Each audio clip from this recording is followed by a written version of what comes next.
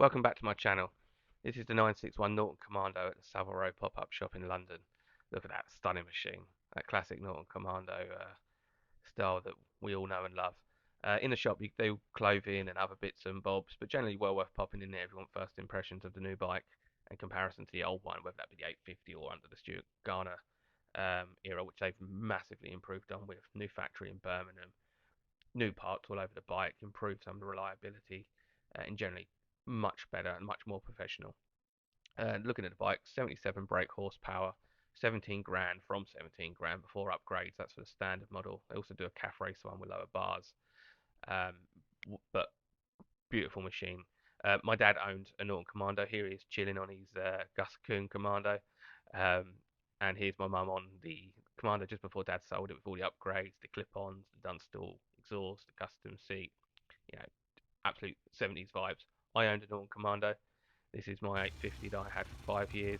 Draws attention wherever it went, uh, even if it did have a few reliability niggles, which took a bit of my time, but I did some good upgrades. Loved it. You can see the family similarities. You can see where they've made some improvements as well and done things obviously differently with the more modern forks, the wider tyres, the twin brakes, the carbon mudguard. I'm not sure why you need that, but you can see what they've done with it. I mean, they said to me if you wanted things custom, like the mudguard changed or the headlight, you could talk to the factory and they would do that. I think I'd have a chrome headlight. The black one for me doesn't quite fit with the retro feeling, but that's just my old school way.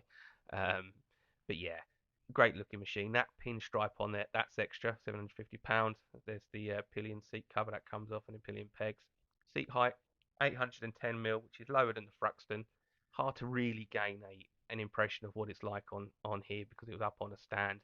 But I fully intend to get my hands on one, see what it's really like. Let me know if you want me to test one for the channel, and I'll absolutely try and make that happen, either in Birmingham or at a local dealership. And you to arrange a test drive with them. But when you go up to Birmingham, you can see the factory, so you can make it quite a day out. So I'll see if that can be done. Japanese was really helpful.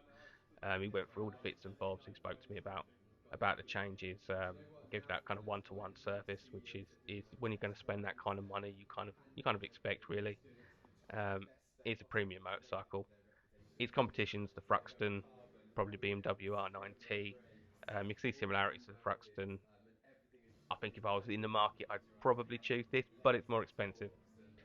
Its seat seemed really comfortable. I suspect it'd be comfortable on long rides, especially in this configuration with these handlebars.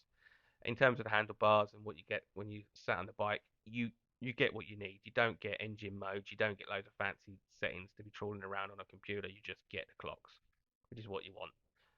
Which makes it in comparison to the original, which didn't have anything more than that. You just had your basics. 7,500 RPM, it redlines that. Really cool to give it a try. Um, yeah, what a view! Just like the standard one. That was such a great view when you're sat on the bike. Looking straight forward, nothing complicated. Um, that that tank is quite similar, like a crossover between the Roadster and the Interstate on the original, with the scoop knee bits out of the side. Looks brilliant. The engine, polished chain case, again quite like the original. That reminded me of mine, and you can see the gear lever kind of linkage on there. Obviously, the gears are on the other side compared to the original. This was mine. Again, you can see the family similarities and how they polished up, and both look beautiful. Yeah, I mean, it is just a Norton. I love Norton, so it's probably coming out in my enthusiasm with the video.